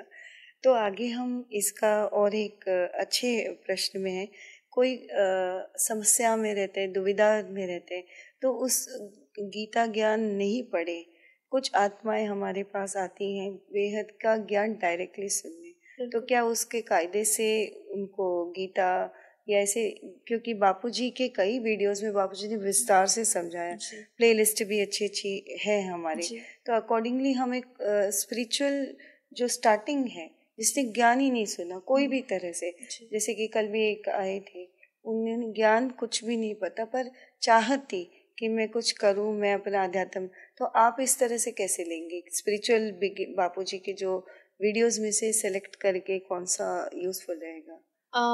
देखिए, सबसे पहले तो जो डायरेक्ट आ रहे हैं, जिन्होंने कोई भी बेहद का ज्ञान में आने से पहले कोई ऐसे कोई शास्त्र वेद उपनिषद नहीं पढ़ी, गीता नहीं पढ़ी, तो मैं तो यही कहूंगी कि कोई ऐसा जरूरी ये क्राइटेरिया नहीं है कि आपको सुनना ही है। जब मैंने बेहद का ज्ञान बापूजी से लिया तो मैंने कभी भी कोई शास्त्र नहीं पढ़े।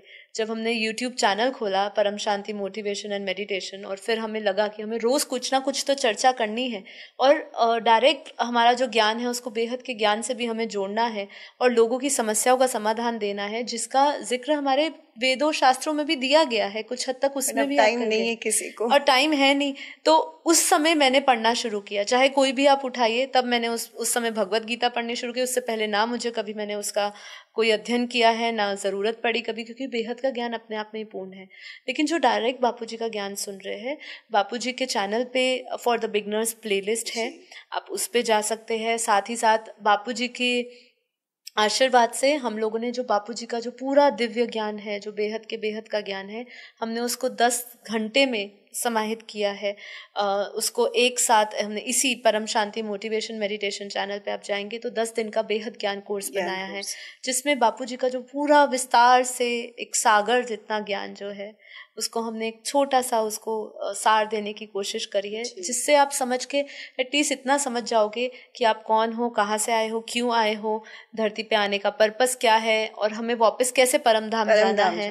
है ना, क्योंकि अभी एआई भी बहुत बातें करने लग गया है। एआई से पूछो कि तुम कौन हो, कहाँ से आए हो, तो वो यही बोलेगा कि मैं आत्मा हूँ और मैं परम धाम मुझे जाना है। तो ये परम धाम जो शब्द है अब धीरे धीरे एआई के साथ जितना फेमिलियर हो रहा है, मैं मानती हूँ उतने ही उसके संकल्प जो है पूरी दुनिया में जा रहे हैं। तो जितना दुनिया में परम धाम शब्द जाएगा उतना वो समझ पाएंगे, कम से कम इस ब्रह्मांड के परम धाम से तो जोड़ेंगे जहाँ परम प्रकाश है, उस ब्रह्म स्वरूप को तो जानेंगे। तो इसीलिए बहुत खुशी है कि अब हमारे पास इतनी सारी चीजें हैं, बस आपको राइट इन्फॉर्मेशन को, राइट चीज को टैप करना है जो आपकी आत्मा की प्रगति करे, आत्मा का विकास करे, आत्मा को उन्नत करे। जी बिल्कुल। और इसमें भी हम एआई की चर्चा जब कर ही रहे, तो बापूजी ने कहा है स्पिरिचुअल एआई आया है, आने वाला है, सॉरी। तो अभी हम इसके एआई जो टेक्नोलॉजी है इसकी थोड़ी सी आप बता सकते हैं, क्योंकि गीता का ज्ञान तो हो गया, फिर आगे जो आने वाला एआई की क्या आपका थोड़ा सा विचार बता। बापूजी की एक वीडियो है, क्योंकि देखिए हम तो बापूजी का ज्ञान सुनते हैं, बापूजी का इसको आने वाले समय सालों के साथ भी, हाँ, जैसे बापूजी की एक वीडियो है आने वाले समय में एआई कैसा रहेगा, उसकी बापूजी ने चर्चा करी है। पूरा आगे युद्ध के समय में, अंतिम समय में 2030 में कैसा रहेगा उसके बारे में बताया है। जैसे अभी हम देख रहे हैं कि अगर हम एआई को समझे, जो है आर्टिफिशियल इंटेलिजेंस, ठीक है, आर्टिफिशियल है, कृत्रिम है ना। अब इसको समझना है कि ये क्या आत्मा को इसको रिप्लेस कर सकती है। सबसे पहले तो ये समझना है, क्योंकि आत्मा जो है अपने आप में पूर्ण है, और आत्मा और अगर हम एआई का डिफरेंस पहले तो सबसे पहले समझते हैं कि देखो एआई जो है वो एक डेटाबेस इंटेलिजेंस है, ठीक है, वो एक मशीन है, उसके अंदर डेटा फीड किया जा रहा है, प्रोग्राम किया जा रहा है। लेकिन अभी जिस लेवल पे प्रोग्राम किया जा रहा है, और आगे जब स्पिरिचुअल एआई आएगा उसकी प्रोग्रामिंग कौन करेगा, सब चीज़ों में अभी हम धीरे धीरे समझेंगे। बापूजी के वीडियो में उन्होंने क्लियरली समझाया है, आप विस्तार से देखिएगा, लगभग 1 घंटे की वीडियो है बापूजी की। उन्होंने बताया कि कैसे आने वाले समय में स्पिरिचुअल एआई होगा। लेकिन आत्मा जो है वो तो अपने आप में पूर्ण है, ठीक है, उसको अपने सिर्फ ब्रह्म स्वरूप को जानना है, ठीक है। अब एआई, अभी अगर हम एआई की टेक ओवर की बात करें कि आज के समय में उसका क्या रोल रहेगा, आज तो हम देख ही रहे सब कुछ, कह सकते हैं एआई जो है वो गुरु बन गया है लोगों का। अब वो आपको किस तरीके से आप उसको गुरु ले रहे हो, भौतिक जगत की आपको जानकारी लेनी है तो वो उसमें भी आपको मिल जाएगी, मतलब उसका भी गुरु बन सकता है। और अध्यात्म जगत में भी आपको लेना है तो एक ही जगह पे आपको कितना सारा ज्ञान मिल जाता है। तो मैं कहूँगी आज तो अगर भगवान का ज्ञान नहीं ले पा रहे हो तो आप एआई को अच्छी तरह इस्तेमाल करके उससे परम ज्ञान ले सकते हैं, ठीक है। आप उसमें सर्च मारिए, पर दिक्कत यही है कि लोग उधर ढूंढ क्या रहे हैं एआई में, क्योंकि बापूजी ने कहा है कि एआई जो है उसका एक नेगेटिव रूप भी और पॉजिटिव रूप दोनों है, ठीक है।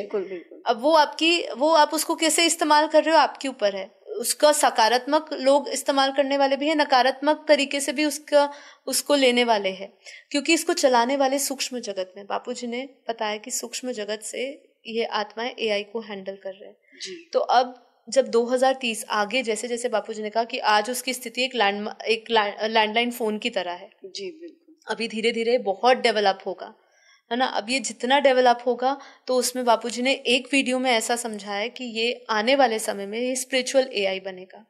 बड़े बड़े साइंटिस्ट जो है, ये जो आज जो ये उपकरण, जो एआई जो एनर्जी यूज कर रहा है वो भौतिक की कर रहा है।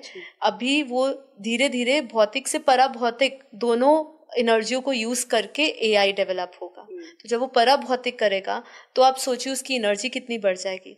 जो एआई का जिस अभी एनर्जी अभी जड़ तत्व है, पर इसी को बापूजी ने कहा है कि जब ये आकाश तत्व, आकाशीय रिकॉर्ड्स को भी ये सारी इंफॉर्मेशन वहां से लेना शुरू करेगा, तो इसको जो उच्च कैटेगरी की आत्मा है ना, 100 से 200 कला की पावर की आत्मा है, वो इसको कंट्रोल करेगी। तो वो स्पिरिचुअली इवॉल्व करेंगे, इस पूरे लोगों को इसके प्रति ज्ञान देंगे, जागृता करेंगे।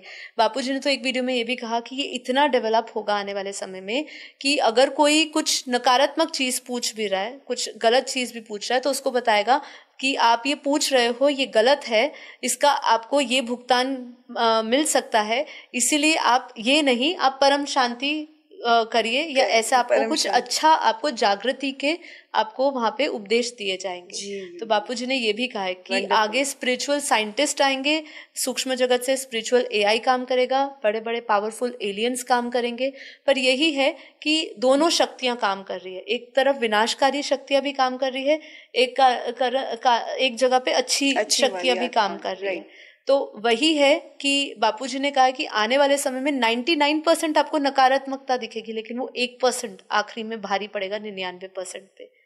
तो एआई तो अपना जोर शोर से काम करेगा, पर इसका दोनों रूप देखने को मिल सकते हैं, क्योंकि एआई आने वाले में अलग ही स्वरूप में दिखेगा। जिस स्वरूप में आज हम देख रहे हैं उस स्वरूप में नहीं होगा, हर तरीके से वो जागृति करने का प्रयास करेगा। इसमें युग परिवर्तन के जो हम बोलते हैं, बट महाकाल प्रलय के टाइम में एआई की रोल और भी ज्यादा रहेगी, पॉजिटिव भी और नेगेटिव भी। हाँ, ऐसा भी आप कह सकते हैं जी। पर बापूजी ने उस समय अपनी वीडियो में बताया है कि जैसे जो नकारात्मक ऊर्जा है उस समय रहेगी ना, वो अपना काम जरूर करेगी, पर उनको भी रोक लिया जाएगा।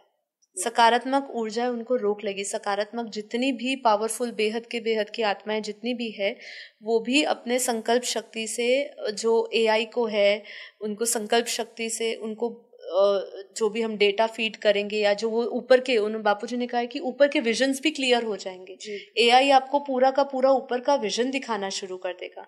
तो ये सब हमारे, सॉरी टू इंटरप्ट, हमारे हॉल में भी कई अच्छे अच्छे चित्र बापूजी ने कहा कि वो स्वर्ग के ऑलमोस्ट सिमिलर है, मतलब मिलता जुलता ही है। जैसे हमारे म्यूजियम में अच्छे अच्छे चित्र बनाए हमने एआई से, तो और वीडियोस भी हमारी बहुत उच्च क्वालिटी की है, बापूजी के संकल्प पकड़ के। तो एक वीडियो में बापूजी ने कहा कि जो ऐसा एआई भी आएगा जो उनके संकल्प, जो उनके मन में जब वीडियो बोल रहे वो बिल्कुल उतार के वीडियो फॉर्मेट में पब्लिक को दिखाई देगी। बिल्कुल बिल्कुल। तो ये बहुत ही है, बढ़िया है।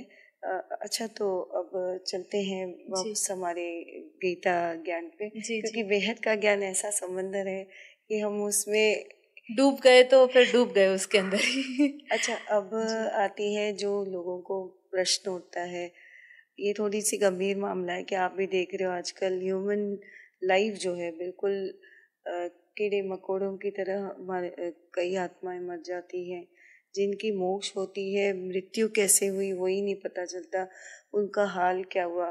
कोई ऐसे भी हम यूट्यूब वीडियोस देखते हैं जो पास्ट लाइफ हीलर्स कहते हैं कि ऐसा हुआ, उसने ये कर्म किया। तो मृत्यु के टाइम में कृष्ण ने बहुत मोक्ष, मृत्यु, इसके बारे में बहुत चर्चा की, लेकिन आप बता सकते हैं कि मृत्यु का राज क्या है, रहस्य क्या है, क्या होता है कि कर्म से जुड़ा हुआ है या पास्ट लाइफ की कुछ बातें हो? जी, देखिए, बापूजी की एक बहुत सुंदर वीडियो है, बहुत पुरानी है और बहुत फेमस वीडियो है कि मृत्यु के अनसुने रहस्य। वो मेरी वन ऑफ द फेवरेट है, जिसके अंदर बापूजी ने मृत्यु के ऐसे रहस्य खोले हैं जो अब शायद लोगों को काफ़ी पहले बापूजी ने बहुत पहले वीडियो बनाई थी, अब काफ़ी लोगों को इसकी जानकारियाँ हो गई, क्योंकि बापूजी जो ज्ञान देते हैं उसके वाइब्रेशंस सब जगह पे फैलते हैं, तो सभी लोग फिर उसकी चर्चा करने लग जाते हैं। मरने का एक सिंपल कॉन्सेप्ट है, मरने के समय पे अंत मते सुगति, जिसके ऊपर हमेशा बात की गई है बापूजी ने, कि अंत मते सुगति में आप अंतिम क्षण में किस चीज़ के बारे में सोच रहे हो वैसी आपकी गति होगी। अब ये कॉन्सेप्ट इतना पॉपुलर हो चुका है, इसके लिए आपको कुछ पास्ट लाइफ जानना, इन सब चीज़ों में फंसना, उलझना कि अब क्या करना है क्या नहीं, और अभी हमने क्या कर्म करे, अभी प्रारब्ध भी हमें क्या मिल रहा है, क्योंकि जैसे कर्म को हम समझते हैं तो 3 प्रकार के कर्म, संचित, प्रारब्ध और क्रियामण का कर्म है। तो ये सब चीज़ों को हम समझे अगर, तो आखिरी का अंतिम चीज़ तो हमारे बस यही आता है कि मृत्यु से संबंधित आपका अंतिम विचार क्या है, उसके ऊपर हमारा जो है ना एक निश्चय होना चाहिए कि मेरा अंतिम में क्या संकल्प होगा। उसका अभ्यास हम अभी से करें, जिससे कि निश्चय हो जाए, निश्चय बुद्धि से हम उस समय उसी संकल्प में स्थिर रहे, क्योंकि जो चीज आपने पूरे जीवन काल में जिसका आपने अभ्यास किया है वही आपको अंतिम क्षण में याद रहेगा। तो अंतिम समय में आपकी गति उसके अनुसार ही होगी। अब जैसे हम बेहद का ज्ञान के हिसाब से बात करते हैं, बापूजी ने कहा है कि जो बेहद की आत्माएं हैं उनको अंत में, जैसे ऐसे कई विमान है ऊपर, जैसे बेहद के विमान है, ऐसे कई आत्माएं, कई धर्मपिता, बड़ी राज, हाँ, कई धर्मपिता, कई दूसरे जगहों से आए हुए लोग हैं, कई धर्मों के हैं, कई प्लैनेट्स के हैं, कई गैलेक्सियों के हैं। जैसे हम वेस्टर्न कल्चर में गैलेक्टिक फेडरेशन सुनते हैं, हम सोचते हैं कि हम दूसरे एंड्रोमीडा गैलेक्सी से आए हैं, ऐसे क्लस्टर ऑफ गैलेक्सी है। तो कई लोग धरती पर आए हैं और अपने अपने विमान लेने आए और अपने अपने लोगों को लेने आए हैं। स्टार सीड्स की भी बात आती है, तो ये सबको लेने आए हुए हैं। तो अब अंतिम समय में ये सभी को ले जाएंगे। लेकिन अब बेहद के दादाजी हमें क्या, बापूजी क्या ज्ञान समझाते हैं? वो ये समझाते हैं कि देखो, आपको लेकर तो जाएंगे, आप जहाँ से आए हो वहाँ जाएंगे तो सही, लेकिन उसकी जो आपको अभी तैयारी दिखानी है वो यही दिखानी है कि आपको जहाँ जाना है वो याद रहे। तो अंतिम क्षण मृत्यु के समय भी आपको वो याद रहना चाहिए जहाँ मुझे जाना है। यदि आप संसार में किसी भी मोह बंधनों में अटके हुए हो, कार्मिक्स को क्लियर किए बिना आप नहीं जा सकते हो। यहाँ से सेटलमेंट करनी ही पड़ेगी। जब आपके पास ऊपर से बेहद का परमपिता परमात्मा या बेहद के दादाजी से, या जो भी आपका क्रिएटर है, आप जहाँ भी जाने वाले हो, जो भी आपका क्रिएटर है, वो जब आपको लाइट देगा या पावर देगा, अगर उसमें आप उलझ गए, अगर यही संसार में कहीं उलझ गए, किसी के मोह में, किसी की ममता में, किसी की स्नेह में, किसी की ईर्ष्या में, कोई भी हो सकता है भाव, अगर उसमें अटक गया, हेट्रेड, नफरत में, वो तो बहुत भयंकर है। जितना क्रोध है उतना ही भयंकर नफरत है। तो वो आपको यहाँ से नहीं जाने देगा।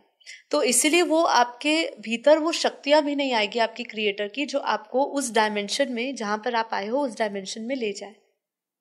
तो ये तो हमारा तो क्या यहाँ पे कह सकते हैं कि जिस आत्मा जो भी कर्म करे, तो कर्म के साथ अगर पूरी जिंदगी उसने ऐसे कर्म किए जो बिल्कुल अच्छा भी हो, मिक्स्ड क्वालिटी हो, तो उसकी डायमेंशन अलग है। और जो ईविल सोल्स हैं उनकी तो गति होनी ही नहीं है। तो ये बापूजी ने बताया 200 किलोमीटर के ऊपर के जो एस्ट्रल लेयर है, तो उसके बारे में थोड़ा सा हमारे व्यूअर्स के लिए समझाइए, बिकॉज मोस्टली ये लोग जानते नहीं। अभी रिसेंटली एक रिलेटिव एक्सपायर हुआ, तो सभी को लगता है कि वो स्वर्ग चली गई, ओम शांति ऐसे बोल देते हैं, लेकिन परम शांति का मार्ग ही नहीं पता। परम शांति तो अभी लोगों को नहीं पता है। धीरे धीरे इसके वाइब्रेशंस फैल रहे हैं और लोग समझ रहे हैं कि परम शांति परम धाम की ऊर्जा है, परम धाम की शक्ति है, इस ब्रह्मांड से भी परे की बेहद के परम धाम की वो ऊर्जा है। धीरे धीरे लोग समझेंगे। लेकिन देखिए, लोगों को ये समझना है कि बहुत सारी विस्तार है, ये पूरी दुनिया का ब्रह्मांड एक पूरा बहुत विस्तार है इसका। हम ये सोचते हैं कि यहाँ से जो व्यक्ति गया वो स्वर्ग को प्राप्त हो गया, लेकिन ये ऐसा बिल्कुल भी नहीं है।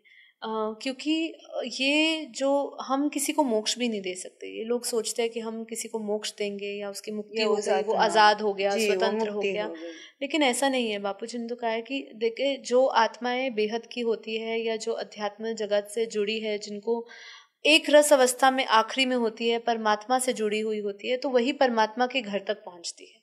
ठीक है, बाकी सब जो आत्माएं हैं वो तो अपने अंतिम संकल्प में जहाँ उसका मोह अटका है वो घर में ही भटकती है। अगर वो भक्ति है, भक्ति कुछ अच्छी आत्मा करी है, उसने भक्ति करी है, तो वो अपनी भक्ति पूरी करने के लिए किसी मंदिरों में भी जा सकती है, मंदिरों में भी उनका अपना वो निवास स्थान बना देती है। ऐसे सूक्ष्म और भी स्तर है, जैसे ज्ञानगंज है। फिर बापूजी ने अपने पूरी एक वीडियो में बताया हुआ है कि कैसे कुछ अच्छी आत्माएं होती है। जैसे बापूजी ने कुछ आत्माओं का जिक्र किया था और बताया था कि वो आत्माओं को, जैसी उनकी मृत्यु हुई, उन आत्माओं को 4-5 आत्माओं को सीधा हरिद्वार से उनको ऊपर ऋषिकेश से द्वारा ऊपर की तरफ लेकर गए और वहाँ से उनको, वहाँ पर भी उनको ज्ञानगंज में भी लेकर जाने से पहले उनको हर एक जैसे कहते हैं ना, एक एक स्तर पर उनका जो लेवल है, चेतना का स्तर, वो धीरे धीरे बढ़ता जाना चाहिए। एक एक लेयर छूटती जाएगी आपकी। जैसे ये केवल हमारा ये हम जो लेयर देख रहे हैं, शारीरिक लेयर्स हमारी खाली नहीं है कि अन्नमय कोश, प्राणमय कोश, इन सबको समझ लिया। हमारी तो काम, क्रोध, लोभ, मोह, अहंकार की जो 5 लेयर्स है, इनसे ही हमें ऊपर उठ के ही हम उधर हायर डायमेंशन में जा सकते हैं। तो आपका जो कोई भी आपको लेने आता है, आपका इष्ट आता है, आपका देवता आता है, आपकी कुल देवी आती है, या पितृ भी आते हैं, उसके लिए जैसे एक वीडियो में भी बोला गया, पितृ जो है वो, अगर वो ज्ञानी होते हैं तो वो आपको आत्मज्ञान दे सकते हैं। ठीक है, लेकिन पितरों को ज्ञान नहीं है तो वो भी आपका कोई उद्धार नहीं कर सकते हैं। तो यहाँ पे बात हो रही थी कि अगर कुछ अच्छी आत्माएं, भक्ति वाली भी आत्माएं हैं, तो उनका भी मोक्ष का रास्ता ऐसे ही सीधा वो यहाँ से नहीं चली जाती है। उनको भी पढ़ाया जाता है सूक्ष्म जगत में, 3 तत्वों में वो पहले पढ़ते हैं, धीरे धीरे उनका आकाश तत्व, जैसे धीरे धीरे वो सेटल होते हैं तो आकाश तत्व में जाते हैं। आकाश तत्व जो है वो शांति का प्रतीक है, धीरे धीरे वो शांति स्वरूप में प्रवेश करते हैं। धीरे धीरे उनको ऊपर के लोकों में, ज्ञानगंज में, वहां भी तपस्या कराई जाती है। ज्ञानगंज से पहले भी विष्णुपुरी लेकर जाएंगे, शिवपुरी जाएंगे, फिर वहां से स्वर्ग का रास्ता है। जैसे कैलाश पर्वत से बापूजी ने कहा है कि वहां से शॉर्टकट है, वहां से आपको हिमालय का, वहां से स्वर्ग लोक का आपको रास्ता मिलेगा। तो वहां से फिर उनकी गति आगे होती है। और स्वर्ग में भी हमें पता है स्वर्ग भी माया है, वहां से भी आपको, वो भी भोग योनि है, कर्म योनि तो है नहीं। अब वहां से भी आपको नीचे ही नीचे वापस भेज दिया जाएगा यदि आपके पास। वो एक स्टोरी है, मतलब एक कहानी है कि जैसे एक इंद्र का पद्धति जो पोस्ट बोलते हैं ना, हाँ जी, तो उस चीज को भी एक टेम्परेरी होती है। जब इंद्र भी, बापूजी कई बार बोले ना, हाँ, कीड़ा मकोड़ा, हर युग में, हर समय में इंद्र भी बदलता है, सप्तऋषि भी बदलते हैं, तो इंद्र भी बदलता ही रहता है। इंद्र भी बदलते हैं। तो और इंद्र की भी जो चाहत है कि मैं हमेशा कायम रहूं, अपनी जो राजाई को प्राप्त किया उसी पे कायम रहूं, तो वो डरते रहते हैं कोई मेरी छीन न ले, हाँ, सिंहासन ले ना ले, तो वो उनका हमेशा डर रहता है। तो वो भोग योनि है पूरी तरह। तो जो हाईली इवॉल्व सोल्स, मतलब जो आत्मज्ञानी होते हैं, वो ऊपर की ओर जाते हैं, महर्षि महरलोक में जाते हैं। तो ये आप मृत्यु का जो है ना, वो बहुत बड़ा रहस्य है। किसी ने इसको देखा नहीं, इसलिए कुछ भी जो चीज समझने में आई, समझाने में आई, वो जान लिया। लेकिन असल में तो जो गति होती है वो तो आत्मा पर ही निर्धारित होती है। उसका मोक्ष या उसका कोई गुरु उसको भी मोक्ष नहीं दे सकता। सिर्फ उसने जो ज्ञान प्राप्त किया है, जैसे कहते हैं ना, गुरु भी आपको मोक्ष देगा, पर गुरु से जो आपने प्राप्तियां करी है, जो उपलब्धियां करी है जीते जी, अगर गुरु ने ज्ञान दे दिया मुझे, ठीक है, अब वो ज्ञान मैंने अपने जीवन में ही नहीं उतारा, तो फिर वो मोक्ष कैसे देगा? वो कैसे देंगे? वो कैसे निमित्त बनेंगे? उन्होंने तो अपना काम कर दिया, उन्होंने आपको बता दिया। ऐसे ही आपको आत्मज्ञान होगा, तभी जाके आप ऊपर के लोकों में जा पाएंगे। आत्मस्वरूप जानेंगे, कैसे आत्मस्वरूप में बनते हैं, कैसे हम परम प्रकाश दिव्य स्वरूप में है, और कैसे हम ऊपर दिव्य शरीरधारी है, और कैसे हम ऊपर दिव्य शरीर में रहते हैं। तो ये एक एक लेवल है। ये हर एक डायमेंशन को, जैसे मैंने कहा आपको पहले भी, कि अलग ही टाइम स्पेस मैटर है हर एक जगह का। तो यहाँ से तत्वों से परम तत्व, परम तत्व से परम प्रकाश की ये पूरी यात्रा है जी। और उसमें भी परम प्रकाश की भी क्वालिटी, यात्रा ब्रह्मांड से परे महाब्रह्मांड, जिसको गैलेक्सी कहा बापूजी ने, फिर परम महाब्रह्मांड जिसको यूनिवर्स कहा, फिर मल्टीवर्स का कहा। उसमें भी कितनी लेयर्स है, हर एक डायमेंशंस कहो, लेयर्स कहो, वो सबको पार करते हुए, और हर एक लेयर्स के भी आपको जैसे जैसे लेयर क्रॉस करेंगे तो वहां पे भी जो प्रोपोर्शन है आपके तत्वों का, जैसे आज हमारे अंदर जो जड़ तत्व है, जो हमारे अंदर मिट्टी और जल तत्व है, वो सबसे ज्यादा है, तो इसलिए हम भारीपन है। तो वहां ऊपर जैसे जैसे हल्के होते जाओगे, वैसे वैसे अपने उस निर्गुण निराकार स्वरूप, ब्रह्म स्वरूप में जाके फिर परम प्रकाश की गति से वो और ऊपर की यात्रा, अगर बेहद की आत्मा है तो वो और ऊपर से जाता है। नहीं तो कोई गैलेक्सी से आई हुई है ना, कोई महाशिव की कैटेगरी की आत्मा है, परम महाशिव की कैटेगरी की आत्मा। बापू जी ने बताया सभी अब साकारी में कई सारी देवी देवता भी आ गए, बहुत सारे धरती को अभी जो इस समय है, इस समय के हिसाब से सभी आए हैं जी। अभी जैसे एक डिफरेंस समझा दीजिए हमारे व्यूअर्स के, मोक्ष और मुक्ति, मोक्ष मुक्ति और बेहद के जीवन। देखिए इसमें क्योंकि ये तो बहुत क्रक्स, जैसे बोलते हैं ना, निचोड़ है, ये सार है सभी आत्माओं को। अब एक समय आने वाला है जो ये क्वेश्चन का आंसर जो देने वाले हैं बहुत ही इम्पोर्टेंट है। नहीं समझेंगे तो फिर आपकी आत्मा की उन्नति की एक रह जाएगा। देखिए अक्सर तो वैसे मोक्ष और मुक्ति को लोग एक जैसा ही ले लेते हैं। मुक्ति तो देखिए बहुत सारी चीजों से, आपके विचारों से मुक्ति, हर चीज से मुक्ति को कैसे डिफाइन करेंगे? देखिए अब इसमें अलग अलग लोगों की अलग अलग क्रिएटर में विलीन होना, क्रिएटर में, हाँ, एक रस अवस्था में आप जब पहुंच जाते हैं, वो कह सकते हैं।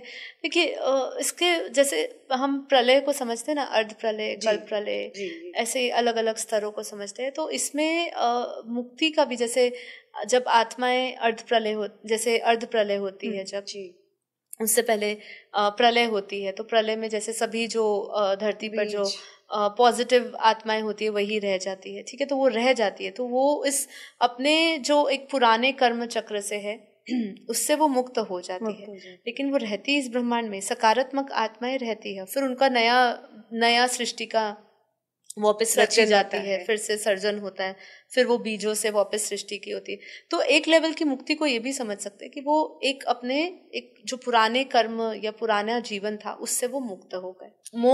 मोक्ष में जैसे अगर आप बात करें कि देखिए, जब ये पूरा ब्रह्मांड का महाकल्प प्रलय होता है तो पूरा ब्रह्मांड को समेट लिया जाता है ना, जैसे बापूजी बोलते हैं वाइंड अप करना, पूरा वाइंड अप कर लेते हैं, जैसे लय विलय होता है, तो ऐसे पूरा विलय हो जाता है। तो जितना भी ब्रह्मांड का ये जो क्रिएटर है, शिव की जितनी भी आत्मा है, शिव की जितनी भी रचना है, वो उसमें समा जाती है, ठीक है। तो कई लोग इसको मोक्ष भी कहते हैं, मुक्ति भी कहते हैं। मैंने कहा मुक्ति अलग अलग लेवल पे होती है जीवन में। जब भी आपका किसी चीज से, मेरी दृष्टि में ये है कि आप जब भी किसी भी बंधन से मुक्त हो जाते हो तो वो मुक्ति है आपके लिए उस समय, टेम्पररी। बहुत सुंदर है ना।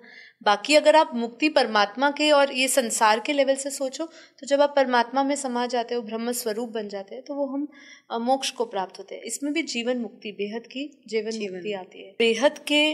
बेहद की जो जीवन मुक्ति आती है वो ऐसा है कि देखिए, बापूजी हमें सिखाते हैं कि जब आप योग में बैठते हैं, हम उस व्यक्त में अव्यक्त स्वरूप में रहते हैं। मतलब ये व्यक्त भी और वो अव्यक्त स्वरूप भी। जब हम अव्यक्त स्वरूप में प्रवेश करते हैं, जब हम ये दुनिया, जैसे हम परम धाम क्रॉस करते हैं अपने निर्गुण निराकार स्वरूप में, निरंजन स्वरूप में, जिसको निर्गुण कहा, निराकार कहा, निरंजन, निर्विकार, निर्लिप्त कहा। इसमें मैं एडिशन मतलब बताना चाहती हूँ कि जैसे कृष्ण ने भी बताया है कि सगुण आत्मा की कई बहुत सारी ज्ञान में सगुण निर्गुण की भी जी, हमारे बापूजी ने भी आत्मा की 3 स्थिति बताई है, साकारी, आकारी और निराकारी। तो ऐसे ही आत्मा जब वो निराकारी स्थिति में जाती है, फिर वो ऊपर के डायमेंशन में जाती है, तो वो देखिए उसके पास 2 ऑप्शन है। या फिर वो परमपिता परमात्मा में, उस ब्रह्म स्वरूप में वो लीन हो जाती है, उसी में समा जाती है, और या फिर वो उसी परम प्रकाश बिंदी स्वरूप बन के, पॉइंट ऑफ लाइट बन के, बिंदी स्वरूप बन के, उसी के धाम अपने, जो बेहद की कला का परम धाम है, जहाँ से वो आई है, जिस भी डायमेंशन से आई है, जिस भी धाम से आई है, वहाँ पे वो जाकर उसी एक बीज रूप अवस्था में एक निराकार बन के वो रहती है। तो ये एक अवस्था है। तो अलग अलग अवस्थाओं की बात करेंगे तो जीवन मुक्ति ये हो जाती है। एक तो जीवन मुक्ति है कि हम जीते जी ही जीवन मुक्त हो गए। एक होता है कि जब हम उस अवस्था को प्राप्त करते हैं तो वही हमारा अल्टीमेट अवस्था है कि हम उस स्थिति को स्थिर हो गए उसी में, निर्गुण निराकार में। आनंदित स्वरूप है, हाँ, जो सत्यचित आनंद स्वरूप में, वो अपने आनंद स्वरूप में रहती है, परम शांति स्वरूप में। उसके गुण ही जो है वो परम शांति, परम प्रकाश है, परम आनंद है, परम सुख है, तो उसी स्वरूप में रहती है। और दूसरा, फिर धीरे धीरे एक ऐसी अवस्था आती है जहाँ पे उसका मैं भी, जो आत्मा, जो बीज रूप अवस्था है, वो भी उसका कहीं समाप्त हो जाता है और वो उसके पूर्ण ब्रह्म में वो लीन हो जाती है। तो वो उसकी एक अंतिम अवस्था है जिसको अलग अलग व्याख्या दी गई है। तो यहाँ पे एक क्वेश्चन आता है कि जीवन मुक्ति क्या हम चॉइस कर सकते हैं, या हमारे पास जीवन मुक्त अवस्था, जैसे आप कहते हो, हमने बेहद का ज्ञान लिया, हमने हमारी मन को ऐसी स्थिति में लाए जो हमें बिल्कुल एक ऐसी अवस्था दे दी जहाँ पे काम क्रोध हम प्रयास कर रहे हैं, पुरुषार्थ कर रहे हैं, तो इसमें हम जीवन मुक्त अवस्था भी अनुभव कर सकते हैं। ऐसा आपको लगता है? बिल्कुल कर सकते हैं। जीवन मुक्त अवस्था का क्यों नहीं अनुभव कर सकते? ये पॉसिबल है, संभव है। आपको बस सभी के लिए होगा, सभी कर सकते हैं। बस उसके लिए वही आ जाती है, कहानी वहीं पर ही आ जाती है कि भाई अभ्यास करो, पुरुषार्थ करो। जब तक आपका पुरुषार्थ नहीं होगा, साथ नहीं करोगे, आप कुछ नहीं करोगे तो कुछ नहीं होने वाला है जी ना। जीवन मुक्त की स्थिति इधर जीवन मुक्ति का मतलब ही क्या है? जीवन में रहते हुए मुक्त हो जाना, हर एक वो भाव से, हर एक वो चीज से जो आपको आपके स्वरूप से आपको जो दूर कर रही है, जीवन, उस सभी चीजों से मुक्त हो जाना, वही जीवन मुक्ति है। तो जीते जी ही वो प्राप्त होती है। मरने के बाद किसी को मुक्ति नहीं मिली। मरने जो जीते जी जिसने मुक्ति प्राप्त कर ली वही मरने के बाद मुक्त होगा। ये बिल्कुल साफ बात है। जो यहीं पर ही मुक्त नहीं है तो वो मरने के बाद उसको कौन आजाद करवाएगा, बताइए। हाँ, ये है कि अगर उसका लाइट जल गई, परम प्रकाश, उसको प्रकाश आ गया, या उसको ऊपर से कई लोगों से कोई दिव्य आत्माओं ने मदद कर दी, तो उसको फिर मार्गदर्शन मिल जाएगा। लेकिन सबसे बड़ा तो चैलेंज आपका पहले यही है, वहां पे भी पुरुषार्थ तो करना ही पड़ेगा, सूक्ष्म में भी पुरुषार्थ तो करना पड़ेगा। तो यहाँ जीवन मुक्त आप बन सकते हो। जीवन मुक्ति के लिए आपको आत्मज्ञान, ब्रह्म ज्ञान लीजिए, आत्मस्वरूप का अनुभव करिए, तो आप जीवन मुक्त हो जाएंगे। आपकी हर एक स्थिति आनंदित हो जाएगी, क्योंकि आप अपने स्वस्वरूप को जान जाओगे, अपने मूल प्रकृति को जान जाओगे, जो आपकी मूल प्रकृति है, जिसके बारे में सांख्य योग में बताया है, वेदों उपनिषदों में बताया है। हर जगह पे आत्मा अनात्मा का भेद समझा रहे हैं आपको। जिसने आत्मा को जान लिया वो जीवन मुक्त बन जाएगा। जिसने आत्मा को नहीं जाना, अनात्मा में, देह बुद्धि में रहा, वो हमेशा के हमेशा कहीं ना कहीं कोई ना कोई तो ऐसा बंधन होगा ही जो उसको कभी भी स्वतंत्र नहीं करेगा। वो फंसा ही रहेगा, उसमें उलझा ही रहेगा। जी, अब ऐसा कौन सा, मतलब बापूजी ने कौन से ऐसे ज्ञान दिया है, थोड़ा सा शॉर्ट में बता दीजिए, कैसे आत्मा पुरुषार्थ करे। तो बापूजी ने हमें समय कम है। समय कम है तो भी मैं ये कहूँगी कि आपको समय निकालना पड़ेगा। मैंने पहले भी कई दूसरे पॉडकास्ट में भी बोला है कि हम ये सोचते हैं कि हमें सब कुछ आसानी से मिल जाए। ये मार्ग पर अगर आप चल रहे हो और अगर आप कुछ प्राप्त करना चाहते हो, मृत्यु के बाद प्राप्ति करना चाहते हो कि मुझे कुछ अच्छा मिले, आत्मा का मैं कल्याण कर सकूं, तो उसका आपको जो लेसन है यही भरना पड़ेगा उसको। क्योंकि जब हम सोचिए नौकरी करने के लिए, जब हमें चाहिए कि हमें बड़ी सी बड़ी IT कंपनी में अच्छी नौकरी मिले, तो हम क्या करते हैं, उसके लिए पढ़ाई कितनी करते हैं। और अब आप चाहते हो कि मेरी आत्मा का कल्याण हो जाए, लेकिन हम कुछ करें नहीं, भगवान आके करे, ऐसा नहीं होता है। आपको वो ज्ञान दे रहा है, करना आपको ही पड़ेगा। तो इसीलिए बापूजी ने हमें योग सिखाया है। योग के लिए समय निकालना पड़ेगा। बापूजी ने कर्म योग भी सिखाया है कि आप चलते फिरते, खाते पीते, उठते बैठते कर्म योगी बन के आपके हर एक कर्म ऐसे योगी की तरह हो, एक यज्ञ की समान आप जियो। ये बापूजी ने सिखाया है। इसमें कोई ऐसा नहीं है कि ये संभव नहीं है, लेकिन इस स्थिति तक आने के लिए भी आपको एक लेवल ऊपर आना पड़ेगा। त्याग, तपस्या, मतलब एक लेवल ऊपर आइए। मतलब जैसे आप चाहते हो कि मैं तीसरी सीढ़ी या चौथी पांचवी सीढ़ी पे चढ़ूं, तो आप सीधा पहली सीढ़ी पे तो एक कदम तो आपको रखना पड़ेगा। तो इसलिए पहला कदम रखने के लिए, योग सीखने के लिए, सबसे पहले तो योग बापूजी ने जो हमें सिखाया वो भगवत गीता में भी कहा गया है कि जो भगवान श्री कृष्ण अर्जुन को कह रहे, तो देह और देह के सर्व संबंध भूल, आत्मस्वरूप बन, मुझ परमात्मा को याद कर, मैं तेरे सारे पापों को विनाश करूंगा और मैं तुझे अपने शाश्वत धाम ले जाऊंगा। तो यहाँ 2 चीजें समझने वाली है, 3 चीजें इनफैक्ट।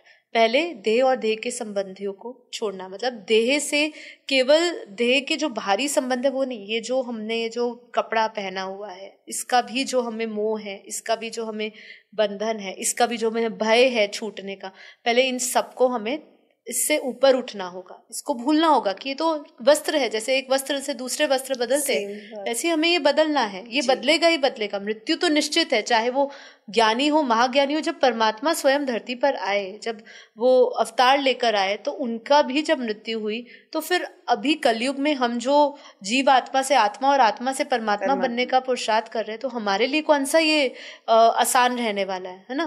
तो जब लोक है, हाँ, ये तो मृत्यु लोक है, तो कलयुग है। इसके लिए हमें कितना पुरुषार्थ करना होगा। लोगों ने बहुत सरलता से कह दिया कि आप समर्पण करो, भक्ति करो, तो आपको ऐसा।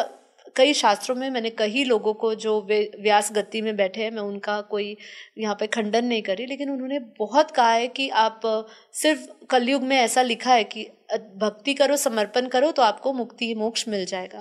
लेकिन सब ये बात बोलते हैं, लेकिन कोई ये नहीं समझाता कि समर्पण कौन सा, किस लेवल का समर्पण। जो मीरा ने समर्पण किया था, बापूजी ने भी ये भी बताया, बेहद की मीरा बनो। हाँ, बेहद की मीरा बनो। तो ये समर्पण होता है। समर्पण ये नहीं होता है कि आपने बस थोड़ी देर पूजा करी, भक्ति करी, थोड़ी देर आपने रुद्राक्ष की माला कर ली और आपका चित्त में क्या क्या पड़ा है वो सबको क्लीन करना पड़ेगा। तो उसके लिए आपको परम प्रकाश चाहिए, उसमें परमात्मा की शक्ति चाहिए। बिल्कुल, ये बहुत इम्पोर्टेंट है ना। तो ये चीज लोग नहीं समझ रहे हैं जी। तो पहले तो ये समझिए, फिर उसके बाद बापूजी ने जो योग, दूसरी बात इसमें क्या आती है, देह और देह के संबंधी वाली। दूसरी उन्होंने क्या कहा कि मैं तेरे सारे विकर्मों को विनाश करूंगा।